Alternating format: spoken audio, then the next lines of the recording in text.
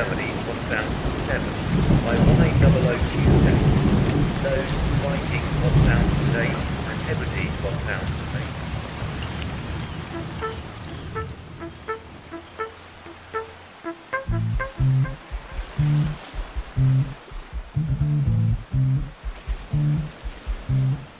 The Hamilton Road Caper, Part 1, Mr. Smile and the Local Politics of Felixstowe. Once we'd counted the $130,000, we hid the money in the bed. It was one of those lift-up arrangements, and we had a whole jumble of our bags and books and clothes in there. So we tied the money up in a white carrier bag from the corner shop and tucked it under all of that.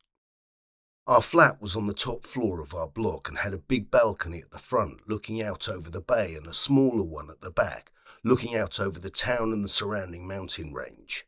Jumping down from the roof onto the balcony and into the flat would have been a piece of cake, so we knew we had to find a bank with a safe deposit box first thing in the morning. We'd only moved to Antalya from Kushadasi a few weeks earlier, and we'd read on the forums for expats on Facebook and Telegram that burglary was rife in the city. And this wasn't the quietly stuff at the dead of night with the burglar creeping around in a black jumpsuit and balaclava with a nifty little maglite torch. No, a bunch of them would just swing down onto the balcony from the roof, smash in the windows, beat the crap out of everyone, and take anything they wanted. After a nervous night's sleep, Katya and I got the money out of the bed, put it in my rucksack, took the lift down to the ground floor and got on our bicycles. We'd bought them not long after we arrived from the local bike shop. We had two for the lot of us. Katya's kids and Tjoma are very tall for their age, and I'm not overly tall, so we were about the same height. With $130k in cash in the rucksack over my shoulders, we pedalled off in search of the nearest bank with a safety deposit box. This turned out to be a problem. Katya and I already spoke some Turkish, and with the help of Google Translate, we soon established that if you wanted a safe deposit box at any of the banks in the neighbourhood, you had to apply in advance and get put on a waiting list. We could expect our box and key in 6 to 8 months, and there's no point in going to the other city districts because it's the same all over the city. There's a lot of dodgy money in Antalya, held in cash for reasons that we needn't go into here, but the long and short of it was that we were in a strange city with no friends or family or anyone we could trust. We cycled back to our block, got off our bikes and stood in the quiet leafy street outside, all benches and lawns and lush green bushes. We knew some other Russians who had wound up in Antalya following the invasion, but they were all in the same boat as us. They didn't know anyone either, and we talked about just hiding the money in the bed and hoping for the best. And that was when we bumped into Mr. Smile. We'd first heard about Mr. Smile from our real estate agent, Taksin. Taksin had found us our apartment, which was cheap, 10 minutes from the beach, and had a great view facing south over the bay, with dark mountains creeping down to the shoreline to the west. When Taksin had first introduced us to the owner, a sweet elderly gentleman who was looking after it for his daughter, and shown us round the apartment, he told us in his thick Turkish accent that if we took the apartment we would be very lucky, because Mr. Smile likes you and is with you. We took this to be some sort of Turkish saying or something from the Holy Book, but a few weeks later we started looking for an apartment to buy for Katya's mother, who we were trying to get out of Russia, and again Taksin starts talking about Mr. Smile. This time we'd been around about 8 different flats, had chosen the best one for the money, and had gone back with Taksin to take a second look. The apartment was small but had 2 bedrooms, a balcony facing in the direction of the sea, another looking back up to the mountains, basically like ours but smaller and a 10-minute walk away. We already knew that in the evenings you could sit out on the balcony in the middle of a downpour, drink tea and watch the lightning crackling down over the mountains and the sea. It was also right next to the market where we'd been buying our food. We had a little trolley that we wheeled up there every Friday, or market day, to get our fruit and veg. They had all sorts of weird and wonderful fruits, and I could just imagine Tatyana Yefimovna my mother-in-law, going up there with a trolley and haggling with the local traders. She'd love it. As we were going round the apartment for the second time though, Taksim kept grinning and winking at us, really pleased with himself, fit to burst. He came up and whispered to me so the owner couldn't hear. "I have a secret. Mr. Smile is with us." I whispered back to him, "What does that mean? We should buy it." "Yes, Mr. Smile is with us." So we put a deposit down on it in cash, using the money of our own that Katya and I had left, which wasn't much. And now I'm standing on the street in front of our block of flats with $130,000 in cash, almost everything that our family owns. The street cats and dogs were lounging about on the grass in front of the little houses that our neighbours had built for them. There were a few people coming in and out of the building, and just outside the gates, our landlord was polishing his car, a tiny white hatchback. Maybe our landlord could get us a safe deposit box. He'd seemed like a nice gentleman when he showed us round the apartment, and he had been very helpful and considerate when we moved in. We walked over to him, pale as sheets, me with my rucksack over my back. He was in a cheerful mood, asked us nasselsinnes, which means how's it going, and we said we had a big problem. We tried to explain about needing a safe deposit box, but he couldn't understand a word, and to be fair, we rarely understood a word of what he was saying either.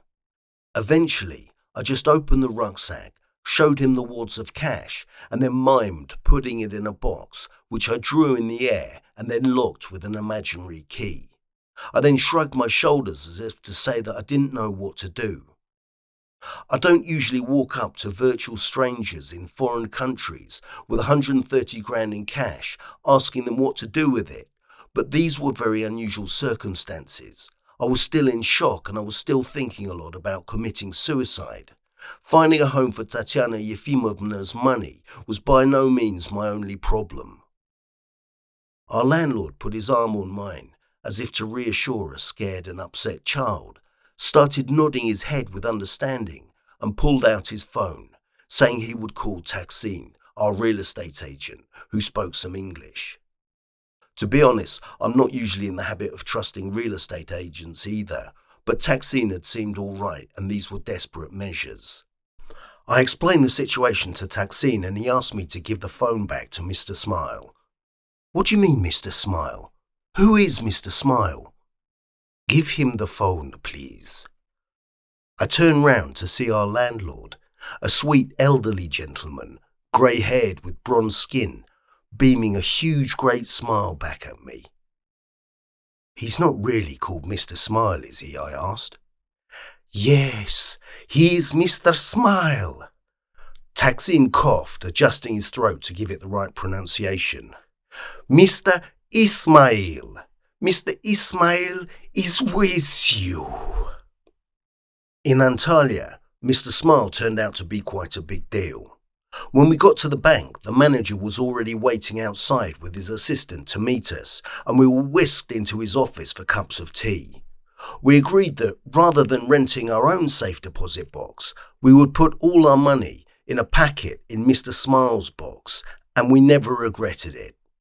Mr. Ismail was a retired engineer who'd put up a lot of blocks in Antalya. He had flats in all of them, and he had a lot of contacts that he shared with us.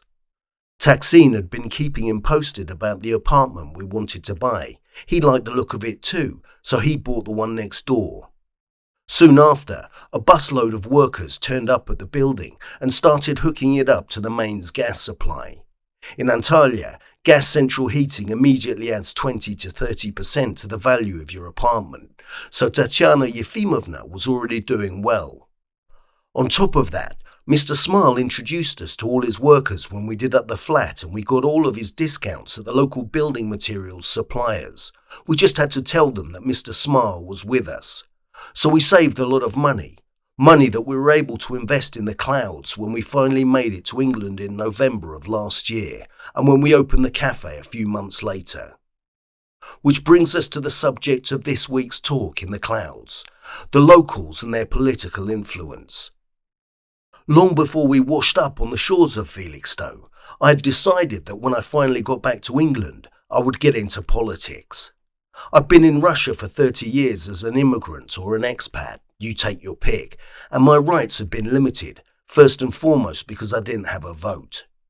I was determined that now that I did have a vote and the right to express my opinion freely, I wouldn't let that go to waste.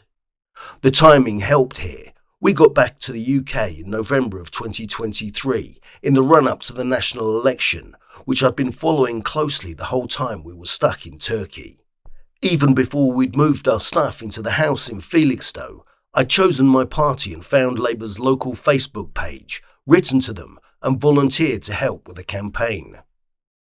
On the day we moved to Felixstowe, into a rented house on Victoria Street, just off the High Street, my son Marcus and I did all of the heavy lifting. We'd already been driving round Suffolk for a couple of weeks, buying up all the cheap second-hand furniture we needed. We moved all of that into the house in one go, and then I spent a long evening with a map and a small group of local Labour volunteers walking the streets posting leaflets. A few days later, I parked up outside the Bounty chip shop in Walton and got out to have a cigarette. A few of the gang were already there, and they told me that Jenny, our candidate for the Suffolk Coastal constituency, would be coming with us today. I was about to do my first door knock. This was already deep into the campaign, and Jenny was the last to arrive. She looked tired and stressed out. The last few weeks had been a tough slog for her. Labour thought there was zero chance of Jenny winning in Suffolk Coastal. The place had been Conservative since the dawn of time, so they hadn't even made it a target seat. In fact, they were asking Jenny to spend a lot of her time helping with a campaign in the neighbouring constituency, Lowestoft, which they thought they might win.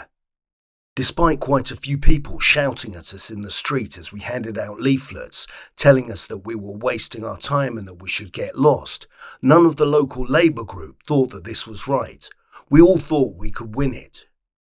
I was meeting Jenny for the first time, so she introduced herself, asked me what my story was, and we had a chat as I finished my cigarette. I told her that I'd just got back from living in Russia for 30 years. I thought my vote and my views were valid, and that I felt I had to get involved.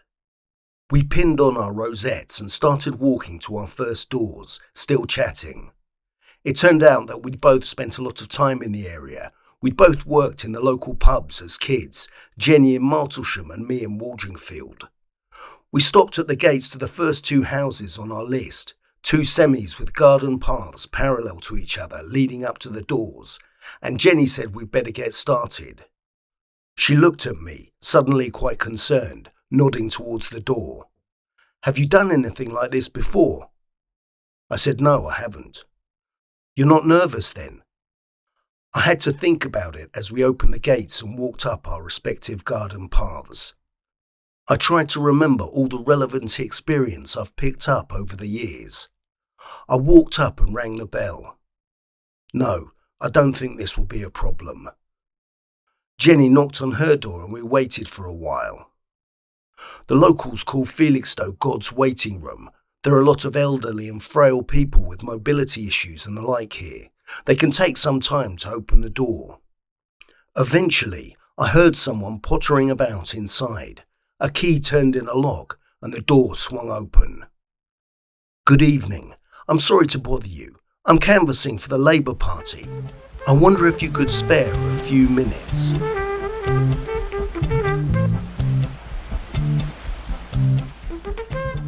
The Cloud Report. Written and read by Tobin Auber. Edited by Katia Auber. Sound editing by Marcus Auber. Music by Karibasi. Thank you for listening to The Cloud Report. If you want to chuck some cash in our tip jar and support the Clouds of Felixstowe Cafe, you can find our details in the notes, along with links to our pages on Facebook, Instagram and Threads. We'd be really grateful if you could like, share and subscribe to our Cloud Reports. Our debt to you will be eternal, and your names will be forever inscribed in the clouds.